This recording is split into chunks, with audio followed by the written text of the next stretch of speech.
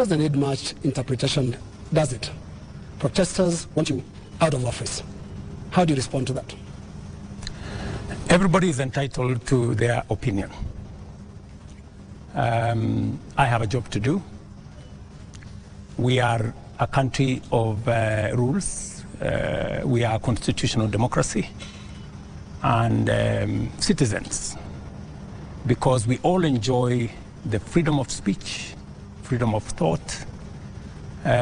Citizens are free to engage in discourse that they want to, but that is what it is. Those are the fruits and signs of a democracy.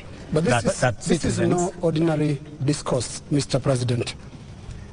Over 20 people are dead. 39 are missing through state-driven abductions. And first, they're asking a very simple question. 24 people dead. Your Excellency, do you have blood on your hands? I have no blood on my hands. 19 people, to the record that I have from the security agencies, are dead. Very unfortunate. As a democracy, that should not be part of our conversation. 2.4 billion of property has been destroyed. The Office of the Chief Justice has been burnt. City Hall has been burnt. Parliament has been burnt. That is the situation. We have 19 people dead. Your Excellency. We have 19 people dead. I said 24. You said 19. Let's stay on lives. And number two, Your Excellency, on abductions.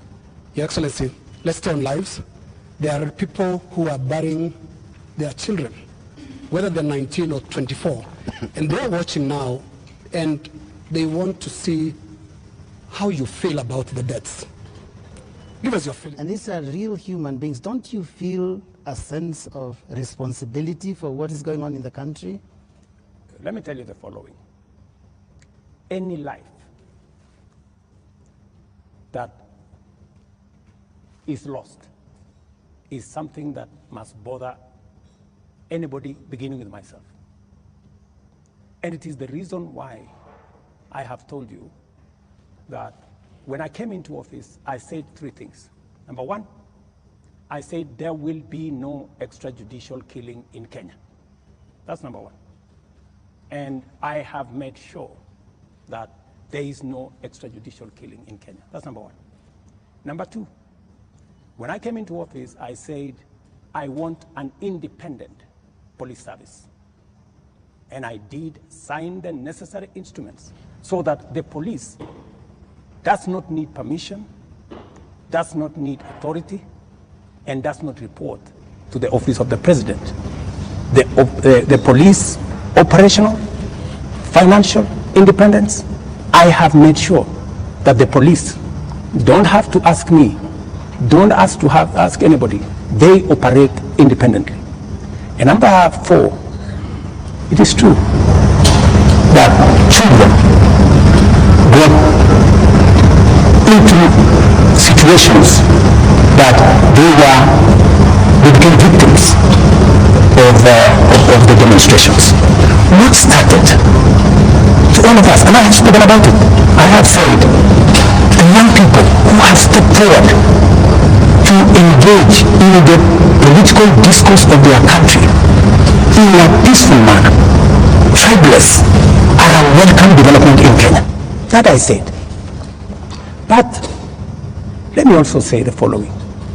These great young people who have stepped forward to prosecute their agenda, the affairs of the country, I am certain that they did not ban Parliament. Criminals and other agents who took advantage of a legitimate concern of Kenyans stepped in, went and banned the Chief Justice's office, went and banned City Hall, went and banned Parliament, and destroyed property of innocent citizens. The parents, Mr. President, what are you telling them? These things are happening under your watch.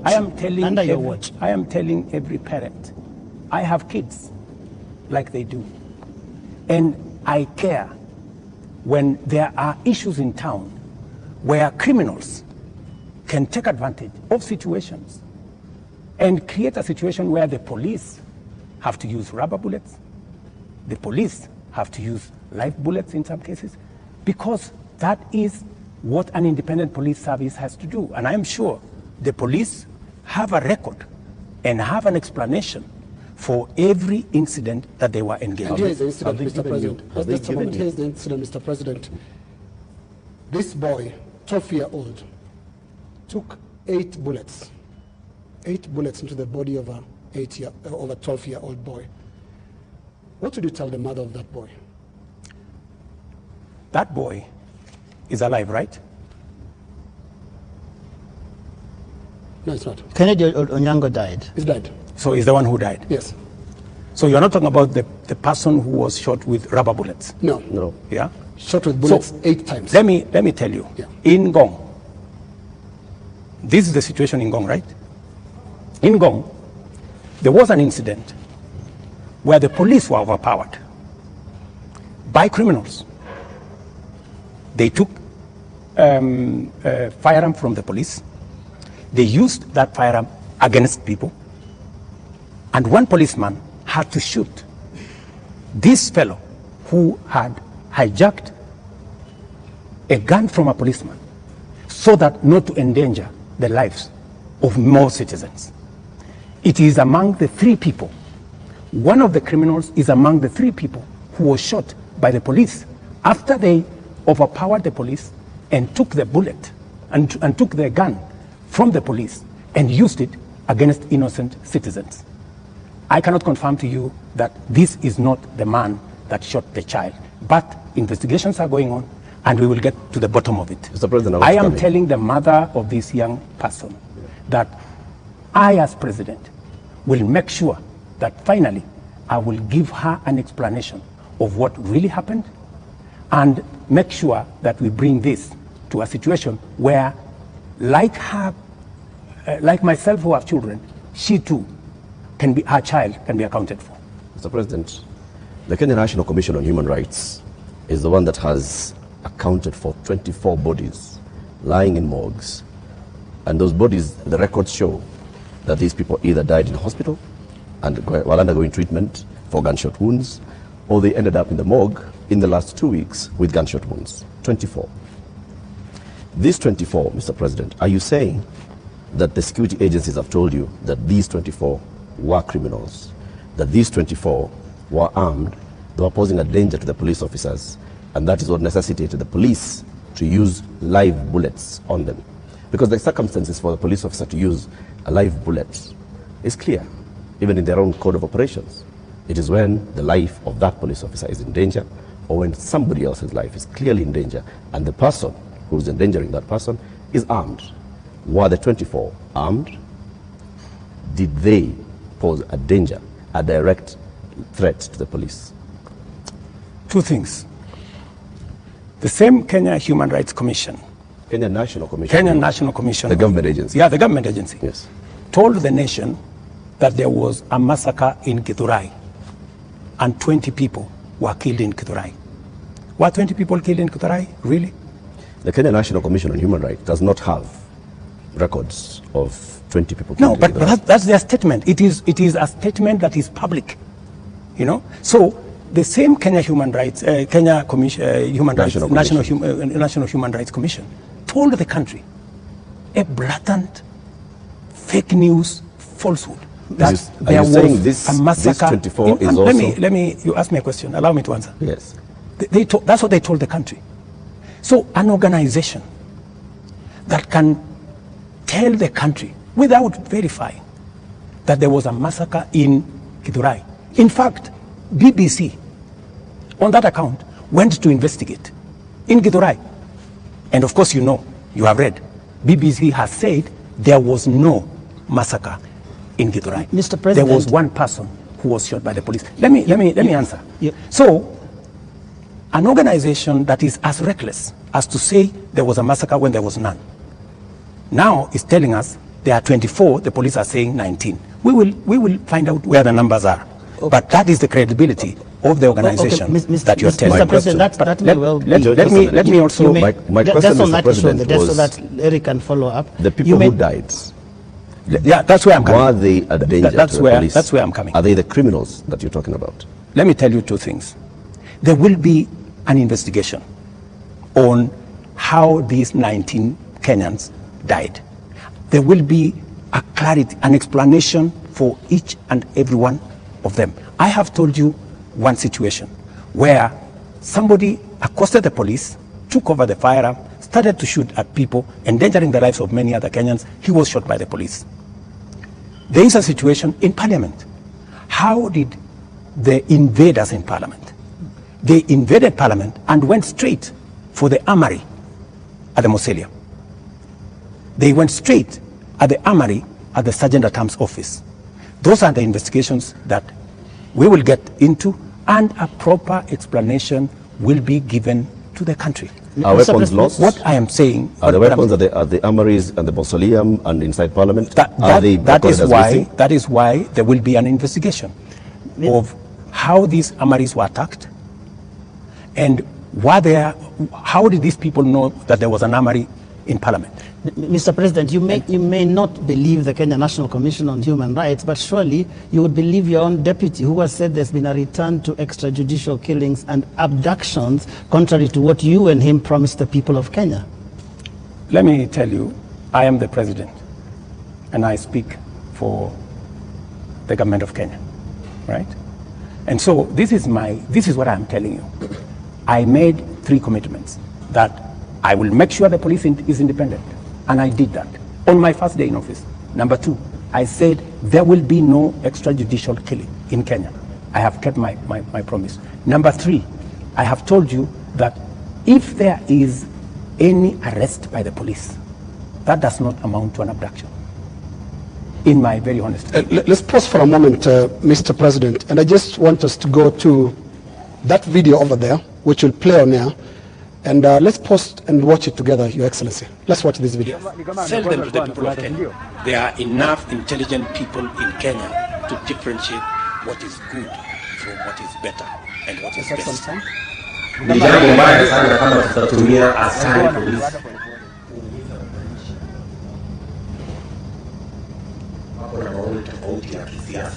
And waeleza kwamba these people don't understand the damage they are doing to the people and the economy of Kenya. All right. All right. Yes, the video in contention here was recorded earlier today. Yes. That of former MP Alfred Keter being abducted in broad daylight. Mr. President, before you even talk about the entire incident, the children were screaming, and a sound that we believe belongs to the wife was also heard, screaming in distress. How does that make you feel? 3 things.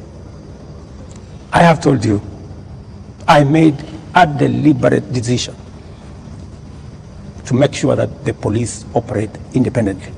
That's number 1. Number 2, I have told you, if the police summon Linus Kaikai, and Linus Kaikai refuses to go to the police, are the police not entitled to come and look for you? When the police come to arrest you after they have summoned you and you didn't show up, is that an abduction? So let's have this as a confirmation. That no, I'm just asking you. Let's have this as a confirmation, Your Excellency, that Alfred Keter was summoned by police. He refused to the police have respond to issued the a summons. statement. I would suggest, instead of us having a back and forth, the police have released a statement. Can you check what the police have released, the statement? And you still not answered my question. Which the was? wife and children screaming that way. I mean, how do you feel, Your Excellency? I mean, my friend, every child, every mother feels the same when their parent is under attack. I mean, that is what it is. But let me ask you, what about the children? What about the children of those who have lost their lives because of the criminality of others? Don't they feel the same? So we just need to be a country of the rule of law. Impunity cuts both ways. Those who respect the law must be protected by the law. Those who do not respect the law must face the full force of the law. That's how it operates. That's how we will have a society. The same way, we must condemn excessive use of police powers, but we must equally deal firmly and decisively with criminals who put the lives of other Kenyans in danger, destroy property of hard-earned earnings. There are many people, Linus, in this demonstration that have lost livelihoods, that today their children are crying. Today their wives are in tears because they don't know how to face tomorrow. Mr. President, their businesses have been wiped out. Yeah. Their incomes have been destroyed. I have just told you 2.4 billion shillings worth of business has been destroyed. And today, as I talk to you this evening, there are families who have tears. There are families who do not know how to face tomorrow. And I've asked you very specifically, President, how do you feel about those tears, especially those who have been killed by police bullets? It is horrible. It is horrible. When you find a situation where people are grieving, whether they are grieving because their parents have been arrested, or they are grieving because their hard-earned earnings of many years, monies there I have on my phone. People who are saying, I borrowed money. My whole loan has been wiped out. My whole barbershop has been destroyed. My whole hardware has been looted and burnt. And they are in tears. So I must equally work with the police to protect all these citizens. And it cuts both ways, Linus. It cuts both ways. Using the rule of law. Absolutely. Let me take you to just step by absolutely step. The rule of law. The rule of law says. The rule of law requires the police to investigate a matter, to, when they have sufficient evidence, present that to the ODPP. The Director of Public Prosecutions takes people who are culpable to court. That's the journey in the rule of law, Mr. President. In the case of 39 people who have been abducted, and the abduction here, we're using it deliberately because of the manner in which the people have been arrested, like we've seen in the case of Alfred Katera. Others who've been picked up from their houses in the middle of the night, and they are held incommunicado for more than 24 hours outside of what the rule of law says. And then they are not taken to court, so they are not charged with anything. That is outside of the rule of law. So in one instance here we are saying we are not following the rule of law. In the second instance, Mr. President, you have people who were unarmed, like in the case of Rex, who was shot in the middle of the night, unarmed, who have been shot by police and they've ended up dead. 24 of them. You say 19. That again is extrajudicial, because there is no justification that has been produced to show that there was justification for the police to use the excessive force. So basically we are showing examples where the rule of law, which you promised to uphold, which you also set and said, this is what the police has been doing. And you said, Mr. President, as you took office, that the problems with the police service also are going to the top, the leadership of the police service. And you promised the people of Kenya that you're going to hold the police to account outside of the rule of law and accountability, which comes to your desk. Are you holding the police accountable for 39 people abducted, for 24 people killed, for 627 people arrested and not charged, for 431 people injured by live bullets, rubber bullets, tear gas canisters, police batons? Latif, as I have told you, we must operate within the parameters of the rule of law. And I agree with you. The police must never act outside the framework of the rule of law. They must do that which only the Constitution and the law allows them to do. And it is very clear that any operation of the police outside the parameters of the law, the police will be held to account. Whether it is holding citizens beyond the stipulated time, but I must be thoroughly clear to you, when police arrest somebody, there is a constitutional timeline which they are allowed by the law to hold that person. 24 hours. That does not amount to an abduction. 24 hours. In my opinion. A case in point is what has just been said here about what happened earlier today. And you guys clearly said in this conference that it was an abduction. I mean, it's just clear now that it is not an abduction. This is an arrest. And the police have come forward to say, this is the situation, we have arrested this person, and it is just good for us to all of us follow the law. And I agree with you, the police must act within the law. But let me ask you one question also, Latif. I have never, in this conversation, which is now 20 minutes in, are you guys bothered about the fact that Parliament was burnt? Are you guys concerned that millions of businesses, of Kenyans, hardworking Kenyans, were destroyed? How do you feel? But it all how do you feel? It all happened under your watch, Mr. President. No, but this is at the end of the day, this is why we are saying you sought to keep us safe. We must be even. You know, we must be even. The police have a difficult job. They have to make sure the peaceful demonstrators are protected.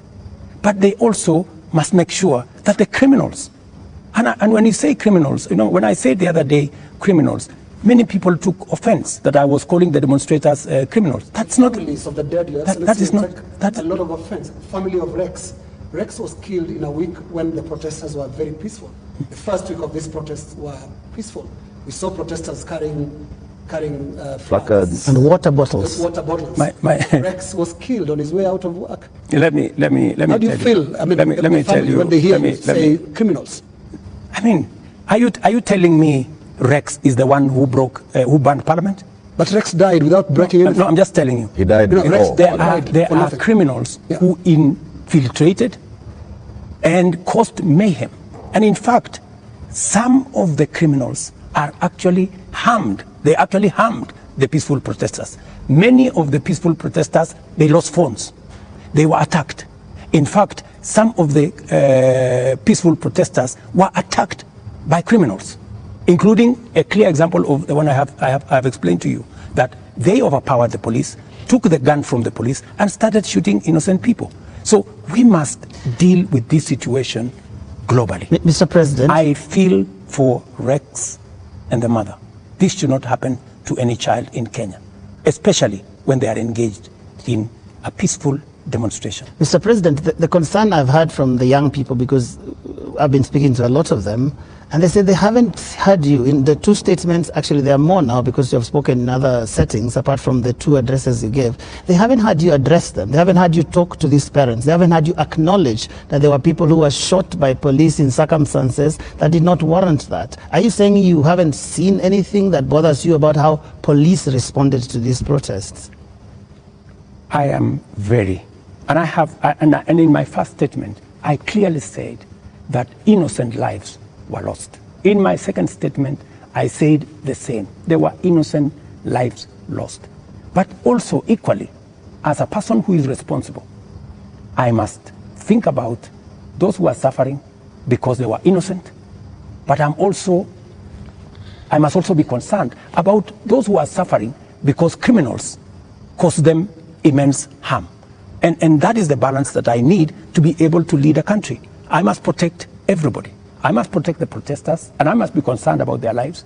I must also protect innocent people who become victims of criminals who take advantage of a peaceful, democratic process that goes on in our country. Do you feel that you protected all those people in the last couple of days, whether it is people who have businesses, whether it is Parliament, whether it is the people who lost their children? I did my best. If I hadn't done what I did, things would have been much worse. In fact, many people ask me, Mr. President, why did you call in the army?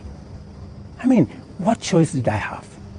I mean, it would have been very reckless of me in the face of the kind of harm people had gone through, the 19 lives that were already lost, in the face of a burning Chief Justice Office, Parliament, and the rest of it. I mean, it would have been very reckless of me not to mobilize every arm of government and every arm of our security agencies to protect the country and to protect lives. You acted as Commander-in-Chief. You also acted as President, Head of Government, and the person who took the sword and promised to protect the people of Kenya. You chair the National Security Council, which brings in the head of the police, the head of the intelligence, the head of the military, and cabinet secretaries in those dockets. Did you have information prior to Tuesday that there was going to be infiltration of the peaceful demonstrations by the criminal elements that you've talked about more than once? And if you did, what did you do about it? We had information, and that is why we prepared in the manner in which we did. If we hadn't prepared in the manner in which we did, we would not be counting 19. We would be counting different numbers. Okay. And I am telling you that the level of mobilization by criminals was heavy. In fact, many of the peaceful protesters, many of the young people, very well-meaning young people, left the town by 10, maybe 11, because they realized, and in fact you could hear them in their zelo. They were saying, guys, we are this is not our group. Let us go. Let us leave. You could hear them. It was in public domain that the peaceful demonstrators all of a sudden realized that the whole thing had metamorphosed into criminality. So the criminal elements that's basically hijacked. So Tuesday, Wednesday, Thursday, Friday, Saturday, it is Sunday. Mr. President, how many people are in custody on account of this? Those who you said they conducted treasonous activities, there were criminal elements. They you will see them in court tomorrow. How many people are in custody? You will see them in court tomorrow. The police know what I have a ballpark brief by the police that they have enough people. They have actually, because in Kenya nowadays, you cannot commit crime and get away with it. Those who attacked Parliament are on CCTV. Those who attacked the judiciary are on CCTV. Those who attacked everywhere, those who destroyed people's shops are on CCTV. Many of them are on the run, but we will catch them. Similarly, Your Excellency. Are the similarly, Your Excellency. Similarly. So to your question, so the police are at it, because if we don't deal with impunity, we will not have a country. Now, similarly, Your Excellency, you speak of them, protesters being on CCTV. Not the protesters, I'm saying the criminals who attacked Parliament. Right. Now, every policeman also, without uniform, conducted an abduction, has also been captured on camera. Those who captured Shad Kiprono were captured on camera. Those who captured Alfred Keter today were captured on camera. And a number of other such incidents.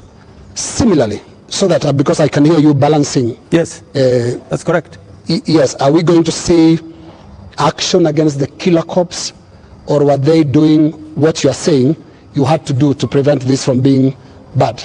Any killer cop who went beyond what is provided for in the law,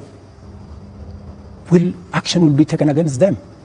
But to your question, are you telling me, Linus, that a police officer becomes only a police officer when they are in uniform?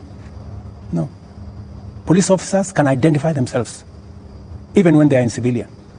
So, and when a police officer comes to you and says, this is my ID, I am police officer, you are under arrest for the following reasons, that is legitimate.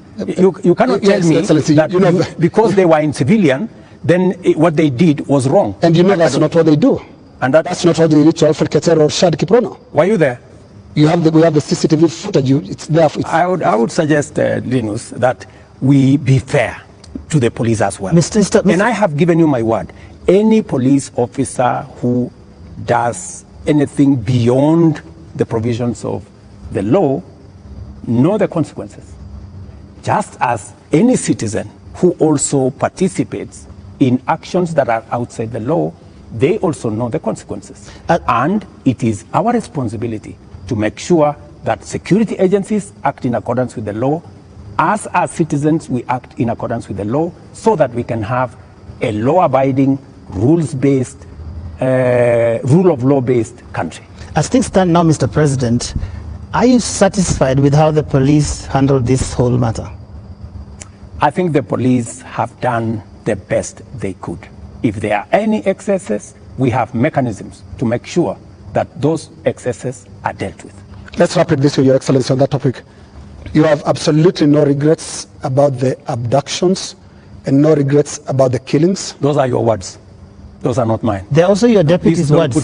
Don't put words in my mouth. They're also your deputy's words, and it's part of your government, because it's so scary, Mr. President, sitting there and telling the whole country that from this moment on, we should not believe what your deputy tells us about the state of the nation until you speak. Yet we all thought that you're part of the same government. Don't inject my deputy into this conversation. I think it is not fair, since he's not here, to tell you in what context he said whatever he said. I think it is not proper to discuss the deputy president here, and he's my deputy. Please let me deal. But have you asked him that you had a press conference? With the issues as they are now, I think being personal and going that direction does not help. I wish this was personal, Mr. President, but it's a really serious national issue that right after you spoke, your deputy told the whole world that he was informing us that extrajudicial killings and abductions had returned to this government that he's part of. How surely can that be personal, Mr. President? I am sure that if you interview the deputy president, he will answer that appropriately. You haven't asked him? You can take it from me that extrajudicial killing will not be part of an administration that I run. I can say that without fear of contradiction. Yes, in the interest of moving this conversation forward, Your Excellency, I want us to look into the last 2 extraordinary weeks that this country has had. Protests that you called tribeless and some of your aides called leaderless. But protests that are led by young people who are unhappy with how you've run this country for the last just under 2 years now. But the question they have as they look at you and watch as you speak today, Your Excellency, do you get it? I get it.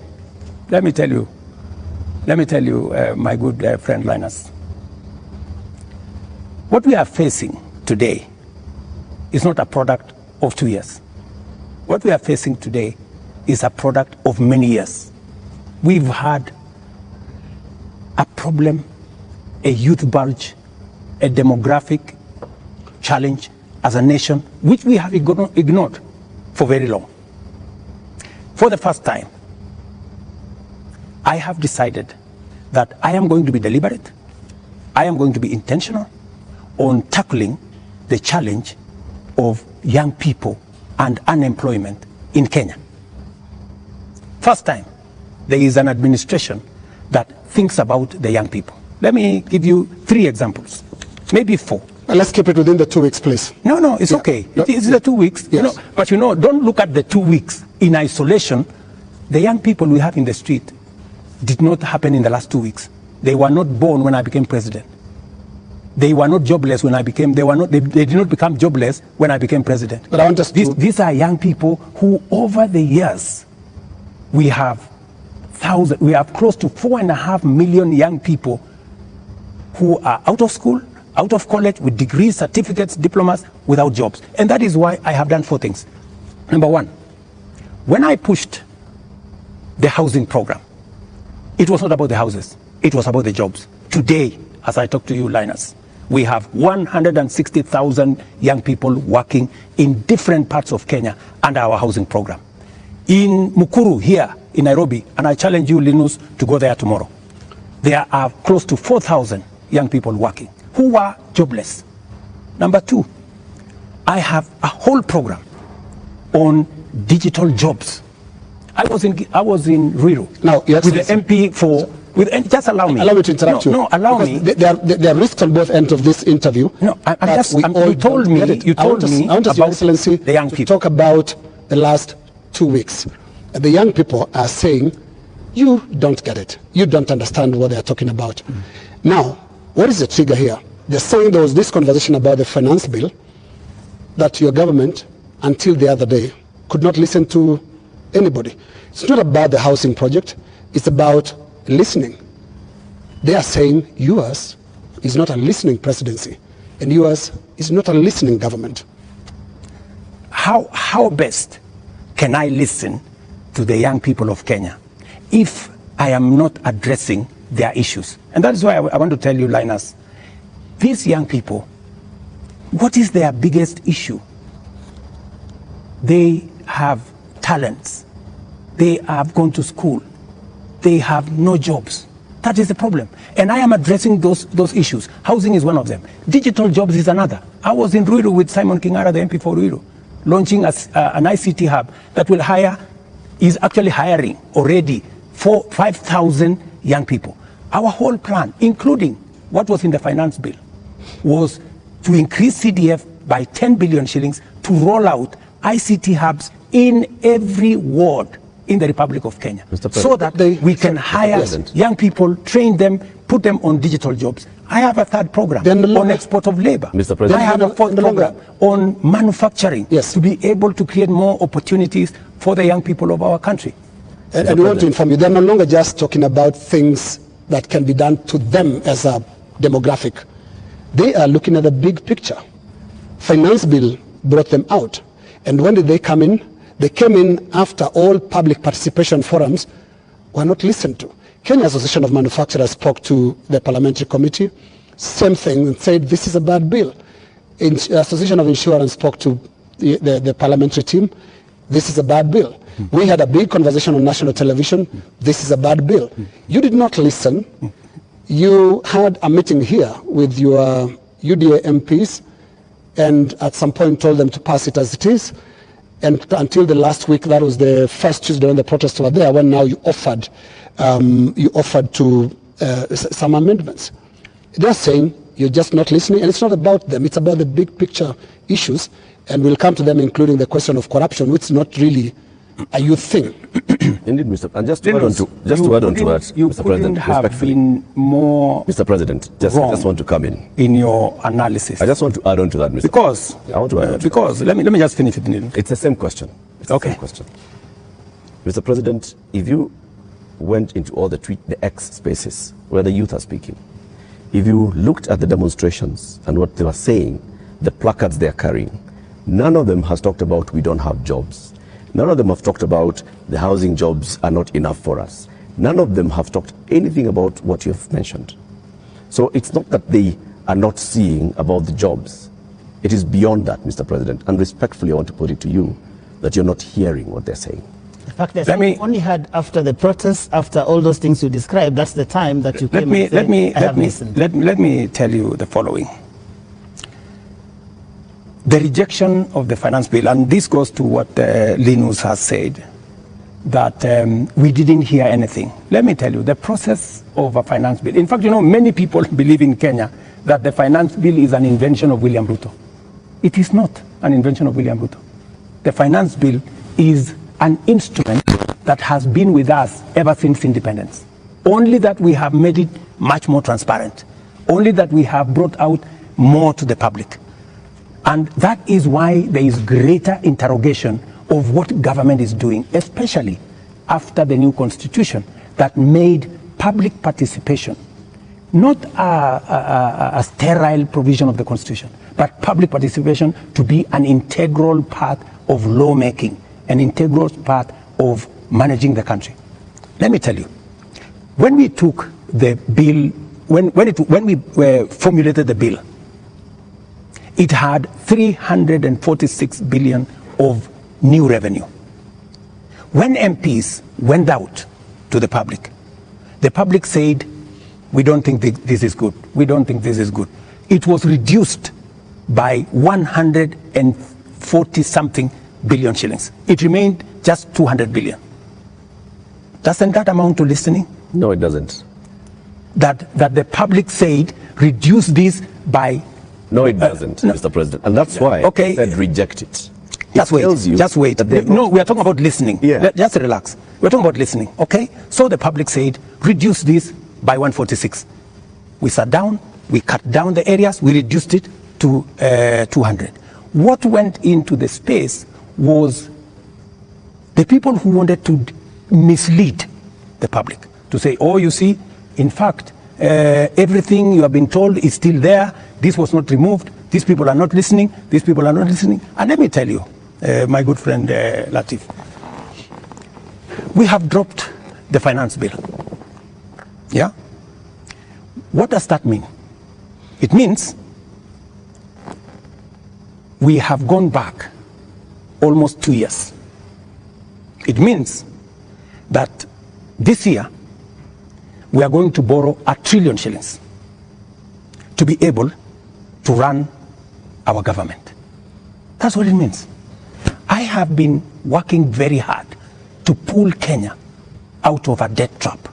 Mr. President. Let me just allow me, because you know we need to contextualize this finance bill. It is easy, Joe. It is easy for us as a country to say, let us reject the finance bill. That's fine. And I have graciously said we will drop the finance bill, but it has huge consequences. It means we will not confirm the JSS teachers, 46,000 of them. It means we cannot support our farmers with 2 billion shillings for us to make sure that farmers get a fair return of 50 shillings per kilogram, per kilo of their milk. It means we cannot sort out the coffee debts. It means we cannot support the cherry fund. It means we cannot sort out the debts of farmers in Mumias. It also means that we will continue to import potatoes from Europe when we have potatoes in his village. You just told me in Kimana. We have potatoes in Nyandarua. We have onions all over the place. That may well be. I think the problem has been, these are people who are saying they haven't been listened to. You only listen because you said on that night, on that Wednesday night, that is the moment you said that you had realized, Mr. President, that Kenyans did not want anything to do with that bill. And one would wonder, how can that be, Mr. President? And you have had all these presentations that have been made. Did it have to take demonstrations and sadly loss of lives for you to come to a point where you'd realize what your people, the people that voted for you, are saying? That, I think, is what the young people are asking. Let me tell you, Joe, members of parliament are representatives of the people, elected. They are not fools and they are not mad. And I want to say, one day, Kenya will know that the MPs who voted yes are the true heroes of Kenya. Those are the people who saw the opportunity for us to unchain our country from debt trap and take our country to the future. Let me tell you, Joe, and I want to say this to the people of Kenya, that my plan was to make sure that in the next 3 years, maximum 4 years, we have a balanced budget, where Kenya is not the country where we are today. Let me tell you, gentlemen, and I want to tell the people of Kenya the following. We are in a very difficult financial position. This is something that the people of Kenya must understand, and that is why I am happy that we have a crisis. This crisis will help us be candid and speak to each other properly and contextualize where we are. We raised this year 2.3 trillion from our taxes. Of that 2.3 trillion, 1.1 trillion went to debt financing. 1 trillion went to salaries. What did we do? We had to go and borrow to pay the counties. We had to go and borrow to fund our education. We had to go and borrow to fund. Now, the funding gap we have done with the finance bill going down is that instead of borrowing 600 billion, we are going to borrow 600 billion plus 346 billion. That is close to 1 trillion. And let me tell you, my good friends, and I want us to be honest with ourselves. This is not how a country will get to a status where we are proud of our nation. This is not how we are going to grow. And that is why, Linus, this situation, this crisis is a very important inflection point that we can sit together, assess, let us agree. And I have no problem. Let us agree. Yeah. Do we continue borrowing? let me give you the statistics. When in 2013, Linus, just allow me 1 minute, please, with a lot of respect. Okay. In 2013, the debt stock of Kenya was 1.8 trillion. For 10 years, that increased 5 times to 11 trillion, 10 point something trillion. We built a lot of roads. We connected a lot of electricity. We did many things in 10 years. But we were doing it on debt. Today, we don't have the luxury to borrow because we have reached the limit. And today, let me finish. Today, all the money we borrowed from 2013 is maturing.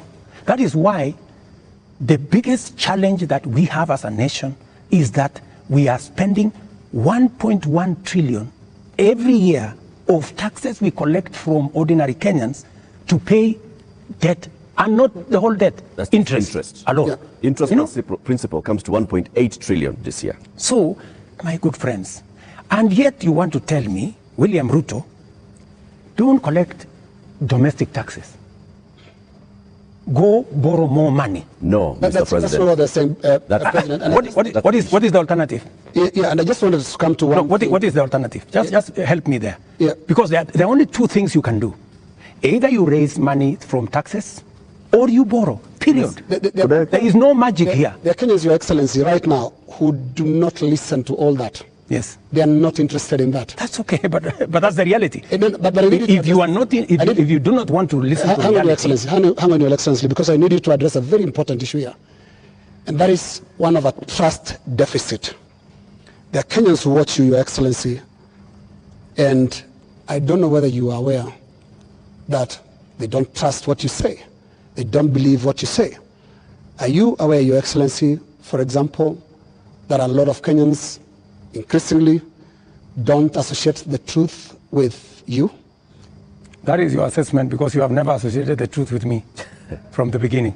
You know, there's quite a number of Kenyans. No, I mean, that is your assessment. We asked people before we came here. That is the assessment. Yeah. And many of those that responded to me directly, and to even our platforms, on KTN News, on Spice FM, on NTV, on Citizen, and we're asking them, what question should we ask the president this evening? And the one thing that many of them were saying is, when will he stop lying? So it's not Linus. Can he tell us the truth this time? Let me say the following. I told the people of Kenya that I would reduce the prices of fertilizer from 7,000 to 2,500. I don't know how that is a lie, because they buy it at 2,500. Okay.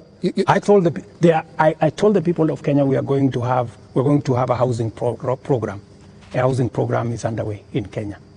I can tell you, Linus, that whether you believe me or not, facts will not change. Yeah, and facts are not changed by who says it. And allow me to step back a bit, Your Excellency. And facts are very stubborn. Allow me to step back a bit. Yes. And what I'll do is we'll play clips, just a little combination of clips of yourself speaking not too long ago, and I want us to listen to that.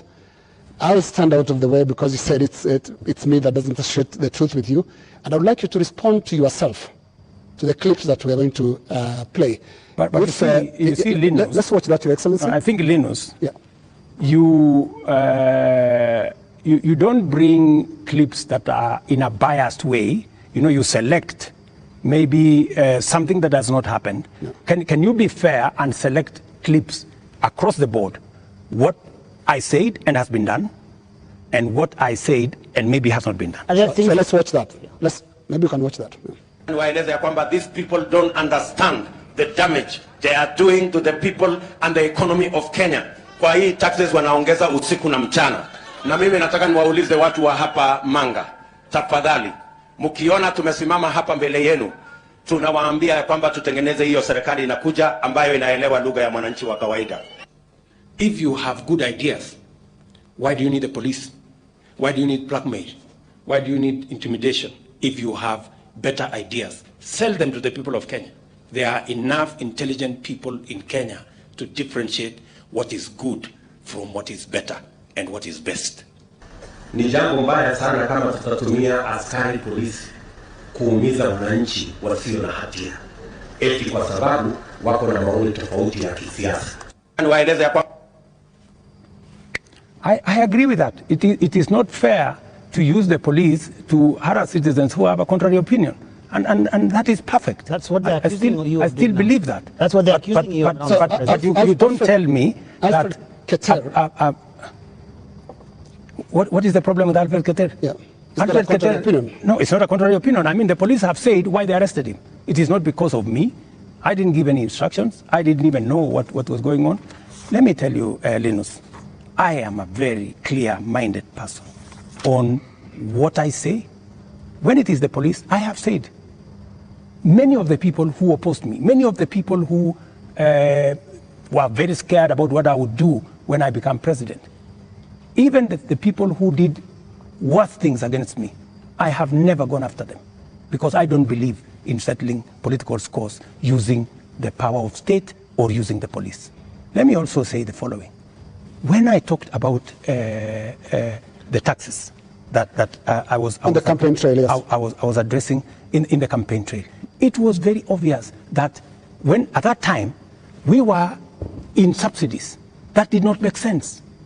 It is because I removed the subsidies and I changed and put production support. That is why today the price of unga has come down from 240 to 100 because I changed the model. I changed the configuration, and it is giving us results. But are you aware, Mr. President, that the thing, perhaps apart from now the police brutality that people associate you the most, is the issue of taxes? I'm sure you know the name they call you. You've actually talked about it even yourself. This guy that they want to come down. Let me tell you, my good brother, Ageo. When I came into office, and I assessed the situation, and it was no longer possible for us to borrow money, I had to be honest with the people of Kenya. I had to tell them, we have two options, right? And even as we imposed taxes, we explained, we made sure that there was adequate, elaborate public participation on what it is that we were trying to achieve. And let me tell you the following. I have done the best that I could globally. Today, our country has tremendous respect from many quarters globally because of what I have done. I have raised the profile of our country. Today, I was in Narok, and the tourism numbers in 2022, 1 million tourists. In 2023, last year, 2 million tourists. This year, by God's grace, we will get to 2.7 million tourists because of the profile that I have done for the country. I know somebody will say that, that there is no truth in that. But call the tourism sector. They will tell you themselves that all hotels in Kenya today are operating 80% upwards, which is a new phenomenon in Kenya. I will also tell you that the international community have developed enormous confidence in Kenya. I see people who are saying, why did William Ruto go to China? Why did William Ruto go to Europe? Why did William Ruto go to America? Let me just tell you the following. When I went to China, we got money to be able to put equipment in 70 of our technical training colleges. Today, the contract has been signed, the equipment is being manufactured. When I went to China, we got money to build Boston Dam that has been waiting, that will serve the counties of Bomet and Kericho. When I went to China, we got money to build, we got 30 billion shillings to build roads in Nyandarua, in Kirinyaga, in 8 other constituencies in Kenya. That's why I went to China. When I went to America, we got a $1 billion facility to be built in Naivasha that is going to be the biggest data center in Africa, funded by UAE, working with Microsoft and Kenya. When I went to the US, we also agreed Kenya became the only country in Africa that is going to benefit from the CHIPS Act, where we will be manufacturing computer chips with other countries. Kenya will be among the first, will be actually the only country in Africa that will benefit from that. And so many of the young people who I see today, those are my targets for the future. So it doesn't bother you that there's this tag on your head as a president who has overtaxed Kenyans, and that the sufferings that we are going through is because of excessive taxation that you have imposed on Kenyans? That is what I was asking about. You see, if I am called Zakayo, yeah, because I have explained to the people of Kenya that the option we have is, if we continue borrowing, we will go down the cliff. If that is what is going to take Kenya to be saved from a debt default, I don't mind being called Zakayo, because it is a sacrifice worth making. Mr. President, every morning on Spice FM, we have 4 hours of a talk show. And many times we ask people, even those who come to the show, to tell us what is it that the nation is saying when we are seeing people out on the streets. And many of them, even when we said that we're coming, you have invited us to come and have this conversation this evening, they said, tell the president that he's tone deaf. And we ask why and how. And they say, when William Ruto took over as president, he took over a budget of 3.2 trillion shillings. He went to Parliament and he said, Honorable Speakers, I believe that this budget is too high. We should cut it by 300 billion shillings. So you believed, barely 1.5 years ago, that you can run the country with 2.9 trillion shillings. Barely a few months, you went to Parliament and requested to spend 3.6 trillion shillings. This year, you went to Parliament and initially requested to spend 4.2 trillion shillings. And what do they see in return? They see extravagance in government. They see a government that is pushing gung-ho to employ new people called CASs. They see a government that is purchasing new motor vehicles and trips that are extravagant. They see opulence with those that are close to the president appearing in public carrying wads of cash. They see condescending attitude from those who serve in this government when they're asked, why are you spending? And they respond the way they respond. Your advisors speaking the same. And so they see a government where the president is telling people, we are going to live within our means. We are all going to tighten our belts. We have austerity. They end up with their children not going to school because for months, JS teachers are on strike. They end up with, right now, 91 days where clinical officers have not been to work. 91 days, Mr. President. We ended up with intern doctors going on strike for weeks because the government says it has no money. We end up with people going to the hospitals and there's no medicine. We end up with people who are being told that we don't have money to pay salaries, or we don't have money to pay salaries and also having development. Yet, they see all this extravagance and opulence from those in power. You are tone deaf, Mr. President, that's what they say. Well, I guess that's why we must have a conversation. That's why we must have a conversation. And I'm very happy for us to have this conversation so that we can put the facts on the table and we can all of us make a decision. But let me tell you the following. I've listened to you, and let me also tell you that today the universities, which were almost closed, they had debts of 60 billion shillings. I have enhanced their budget by 40 billion shillings, the universities, because education to me is very important. It is the greatest equalizer.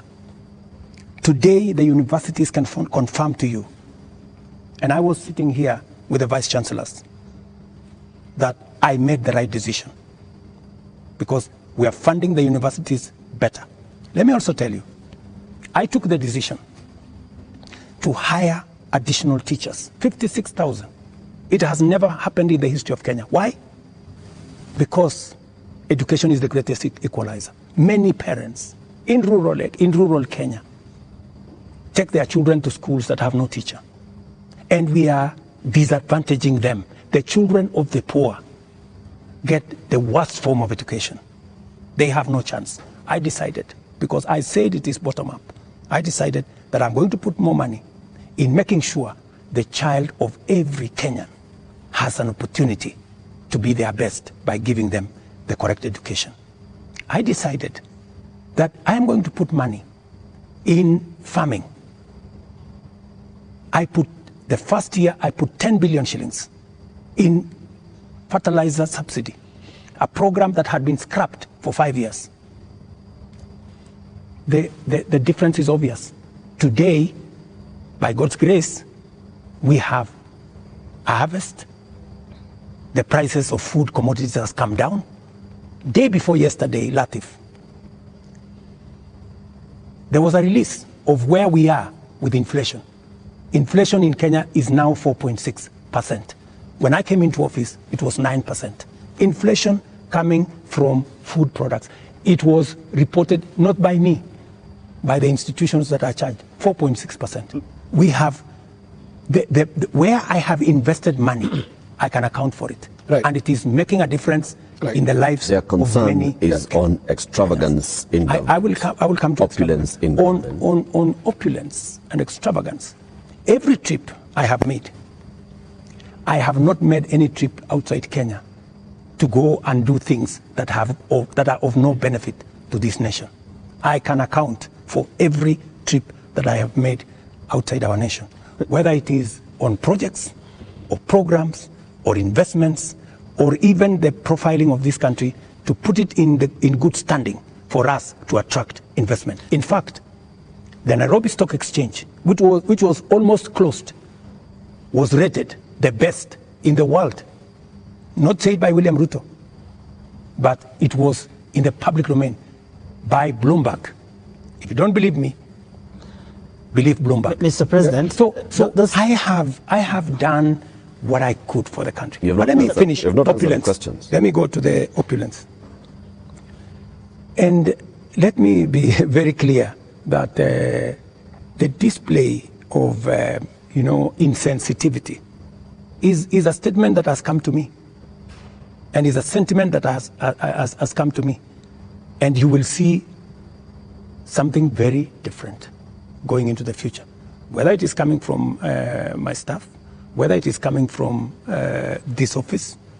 And I know people have raised issues of CAS, for example. I deliberately, even after Parliament had approved the position of CAS, I have not appointed any CAS because I realized that we were in a situation that we could not. And no CAS will be appointed until we have an economy that can support more opportunities. I know citizens have said that there is no need for the office of the First Lady or Second Lady. Third Lady. These are offices that were there. But because we have to live within our means, those offices from tomorrow, this new budget which is starting tomorrow, they will not be part of our equation.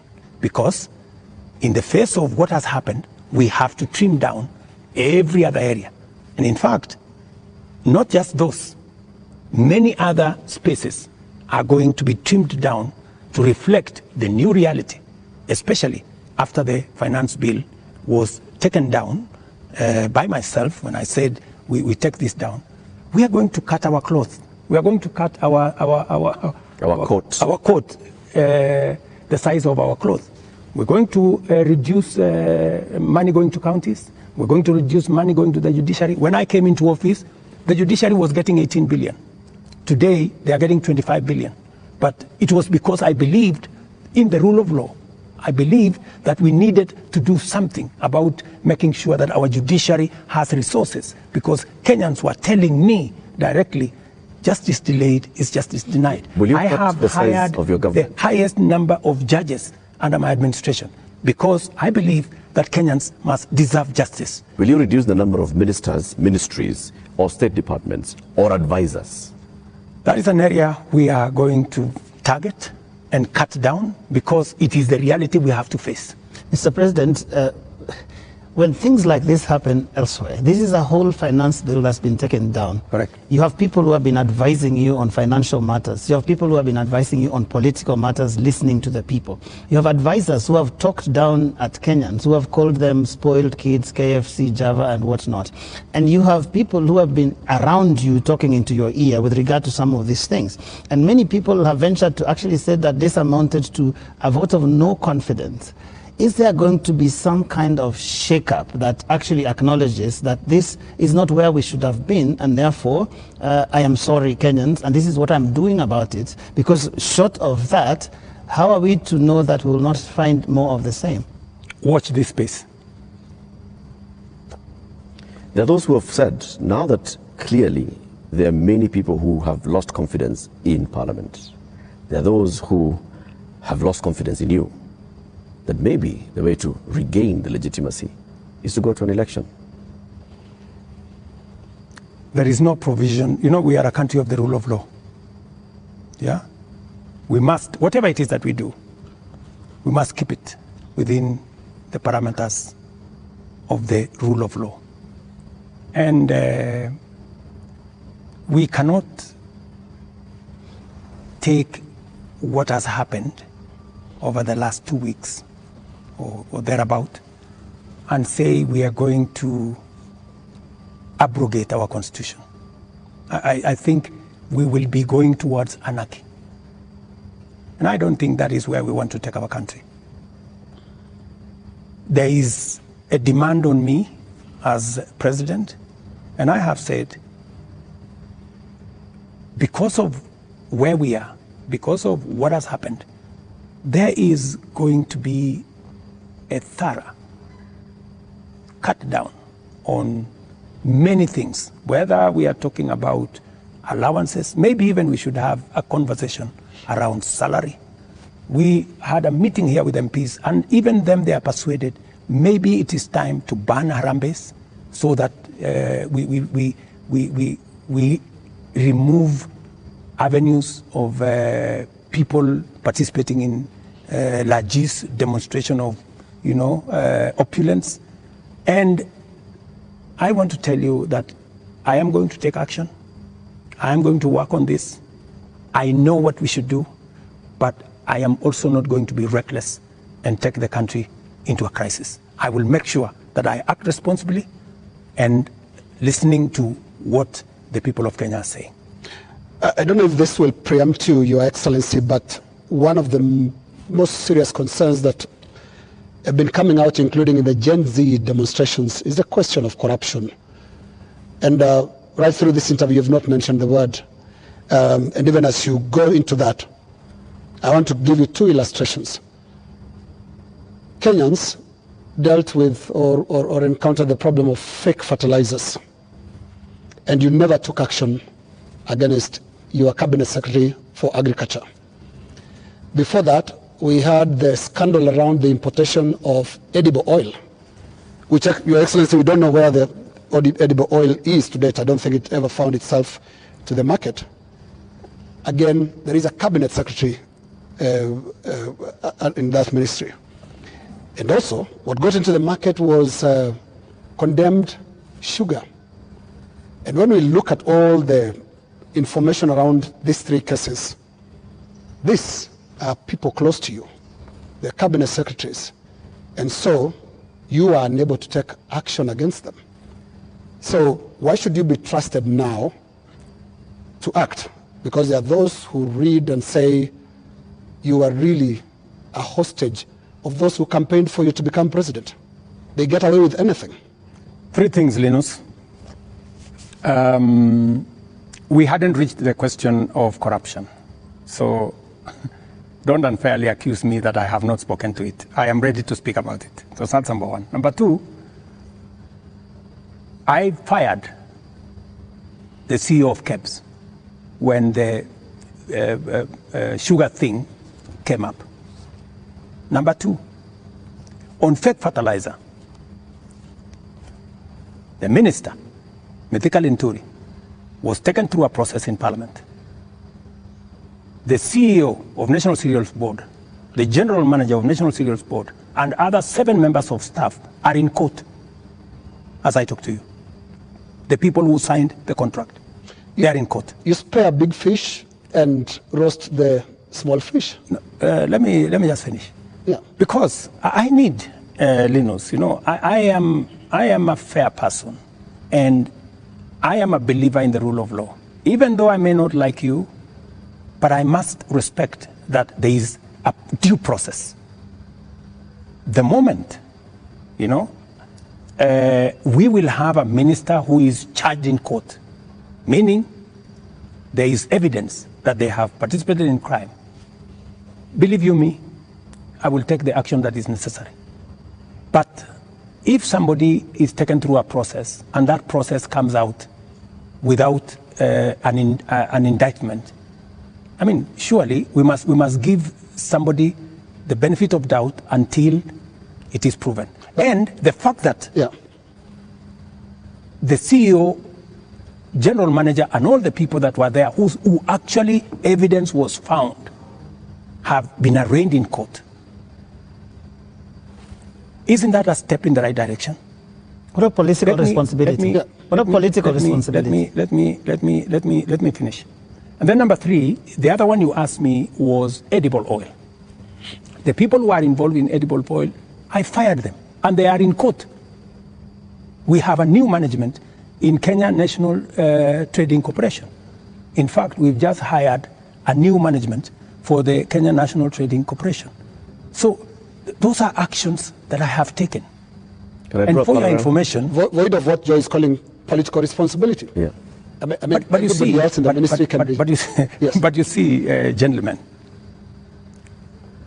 if there is no evidence against a minister, surely, do you want me to fire somebody if there is no evidence? You know, there was a time, Uhuru Kenyatta, as I served him as his deputy, removed 6 cabinet secretaries. But eventually, they were found that they were innocent, and we had to appoint them to be ambassadors. You know, so some of these, you know, actions must be tampered with process of law, you know, due process. So unless we follow due process, gentlemen, we will end up being something else. Up to this, just a moment, Eric, in a moment, because up to this point, Your Excellency, if I don't want us to lose the context, the last 2 weeks have been extraordinary. We've never seen anything like this. You have KDF troops in the streets of Nairobi.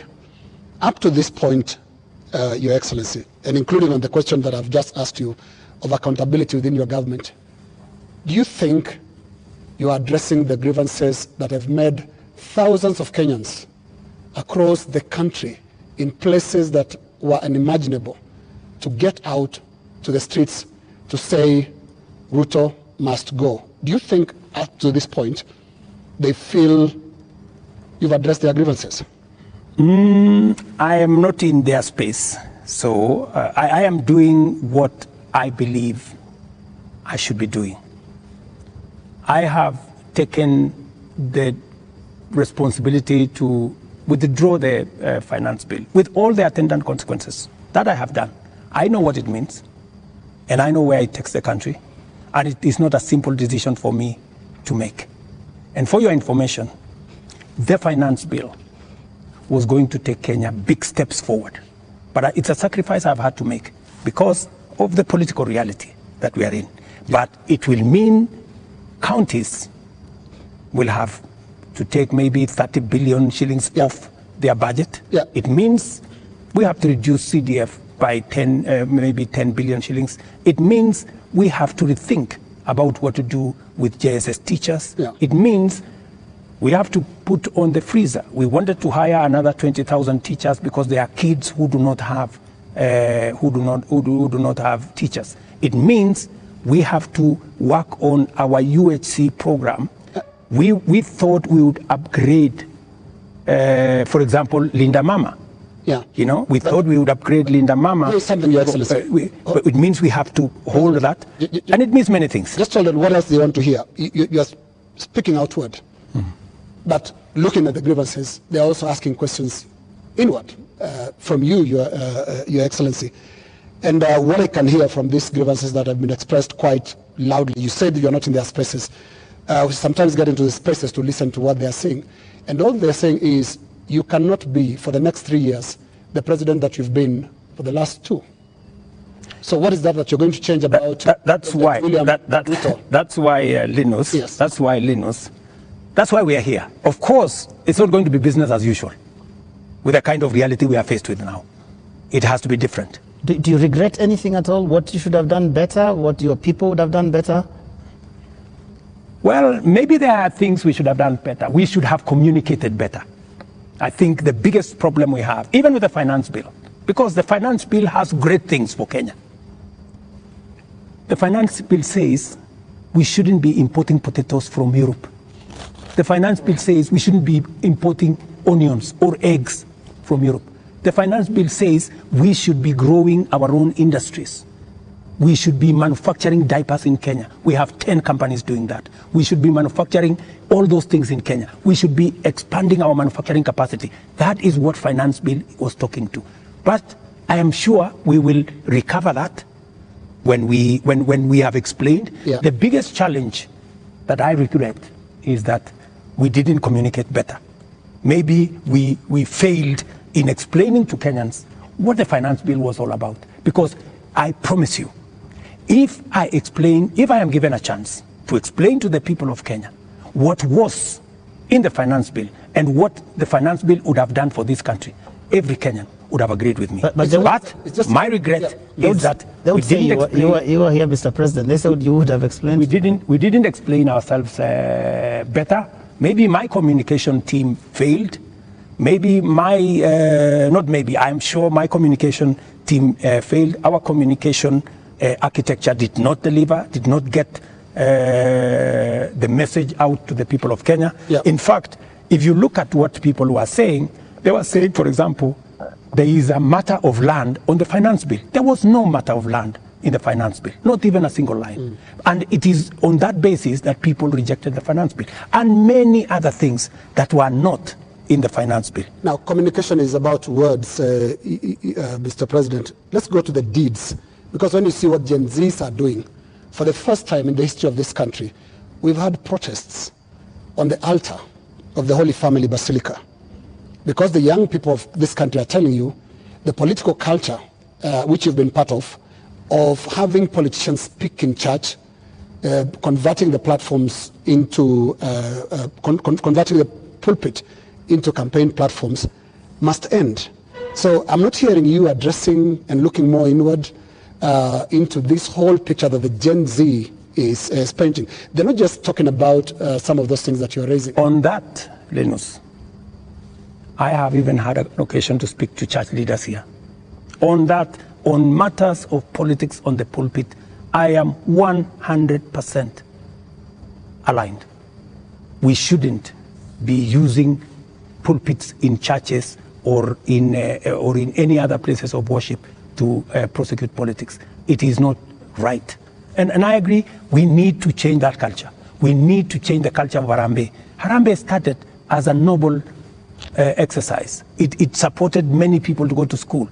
It supported many people to deal with the challenges of medication and hospital bills. But I think it has been stretched. It bred corruption? It has stretched too far. And I think it's time, as a country, we must stop corruption. We must stop Harambees, because it is occasioning and it is breeding, if I may say, corruption.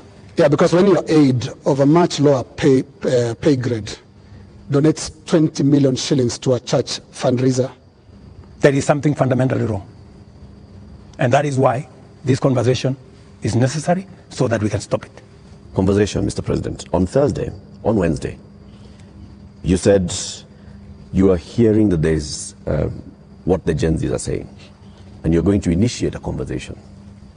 We saw the head of public service release a press release saying that there is now a formation of the National Multi-Sectoral Forum that will bring together all people. And you started having conversation with church leaders. The Gen Z, upon seeing this, are saying, we did not ask for a conversation. We asked for action. So what action is going to precede this conversation? Because the conversation is another talk. It reminds people of the NADCO talks, the BBI talks, the IPPG talks that just happen and they just don't end. And people are saying, we want action, Mr. President. We will participate in action, in conversations maybe later, but for now, Mr. President, yes. What's the action? I promised that I will engage the young people. Yeah, I promised. I was just making good my promise. And I promised a multi-sectoral forum, and that's what I have put out. I also promised that these are some of the topics I want us to discuss. I want us to discuss debt. I want us to discuss taxation. I want us to discuss unemployment. I want us to discuss corruption. I want us to discuss these issues. And it was a suggestion, and I am open. I am hearing that the young people are saying, we don't want a multi-sectoral forum. Maybe we should have an engagement with the president on X. And I am open to having an engagement with the young people on a forum that they are comfortable with. If they want digital? If they want me to engage with them on X, I will be there. At this point, Mr. President, do you think you know what the young people want? I have many young people in my house. Are they telling you all is well? The same ones that are in all these other spaces. And they want an engagement. They have ideas. They have suggestions. And I am open. If what we are doing on the digital space, on the housing program, on the export of labor, on manufacturing, if they have suggestions, I am open to those suggestions. They can improve, they can change, they can make new suggestions. And I also have a responsibility as a father, because these are our children. I have also a responsibility to guide and to listen to them and to tell them, yes, on this, I agree. For example, let's not have a spouse's office. I agree. Let's not have CASS for now. I agree. Let us not have advisors. Advisors. We will agree. Let us not have churches being a space for politics. I agree. So many of these areas, we need to even have a conversation. If we are paying 46% of our revenues for salaries and wages, when the legally established space should be 35%. That is why I started a conversation with Salaries and Remuneration Commission. We must deal with the issue of wages and salaries so that we bring them down to 35% and leave more money for our development. That is a conversation I am very happy about. When? Mr. President, it's been 2 weeks. It's been 2 weeks of you saying every day we are going to have a conversation. We just you know what they say on social media? I say they call you the president of tutafanya, tutatenga, tutafanya, tutarudi. It is always futuristic. But I'm here. You're saying, but I'm here. We are going to have a conversation. I said within a week. I gave a timeline. Within a week.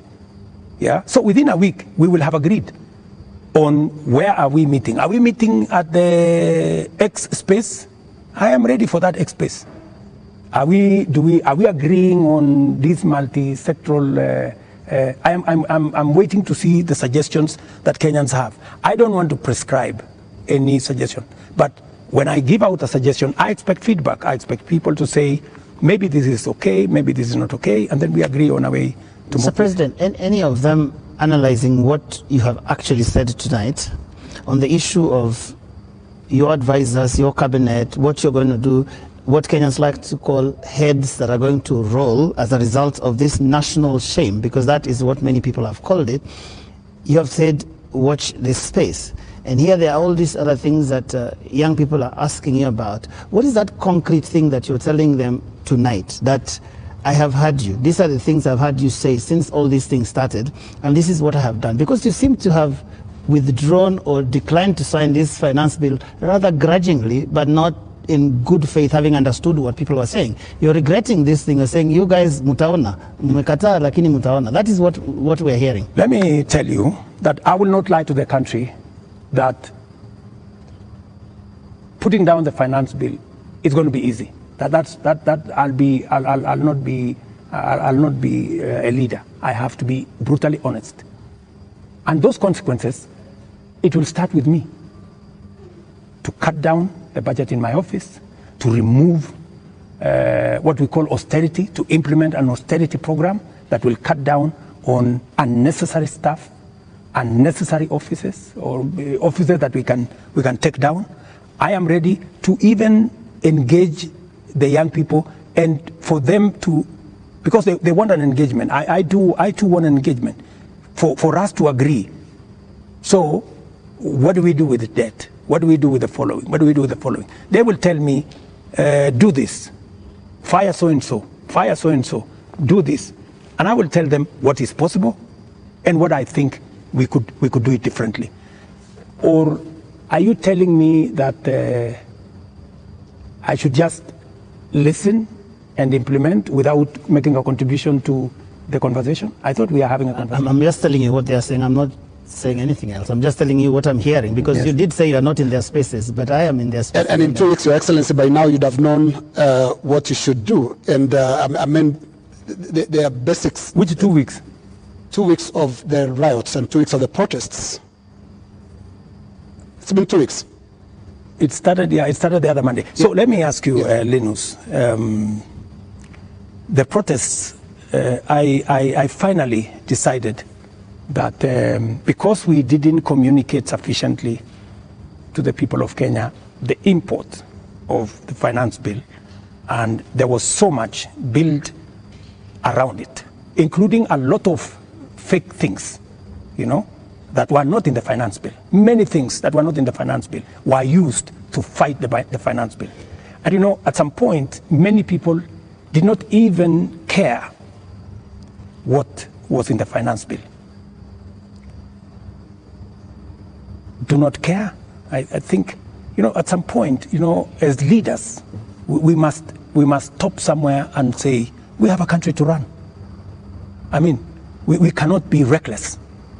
We must at some point stop and say, what are the consequences? Because everything we do has consequences. And we must be careful as a nation to make sure that our country does not go down to the dogs. And believe me, countries, you know, have gone in the wrong direction. And we must be careful. And I don't want to be the leader that took the country in the wrong direction.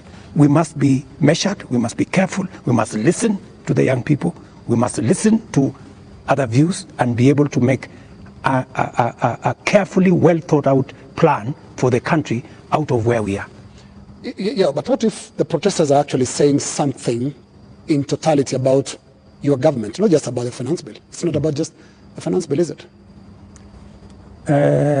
Linus, as I have told you, we are a democracy. The people of Kenya can make a decision. Yeah? And I am perfectly, you know, alive to the fact that when the people of Kenya finally, the same way they decided to elect me, when they make another decision, we will comply as the people of Kenya. You know, that's what a democracy is all about.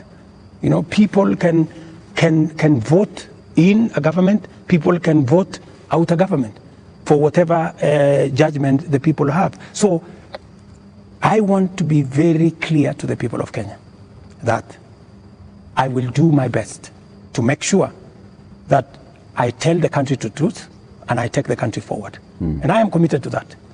And I can see Kenya changing. If I had managed to pass this finance bill, Kenya would not be the same. We would take this country to the next level. The kind of investment I have made, the kind of collaboration with many friends that we have done, we would begin to see this country soaring into the future. But all is not lost. Maybe we have taken one step back. Sometimes maybe it is necessary to take one step back to be able to take many steps forward. And that is my thinking of this situation. But surely it must bother you, Mr. President, that 2 years ago you ran such a euphoric campaign with things like Hatupangwingwi, and 22 months down the line, your state house is surrounded by the military. The military, tanks, scary as they are rolling on the streets of major cities. And as we sit here today, people are saying Ruto must go. Surely that is such a fast slide. There must be something that causes one to pause and say, how did we get here? What happened here? And one would have expected an earth-shaking statement tonight that tells the country, I get it. Something has shifted in a major way in our country, and I'm also shifting as your president who's listening, and this is the new direction things are going to take. Let me tell you, Joe, I came into office at a difficult time. Yeah? We have a combination of coming out of COVID. We have a serious drought that hit our country.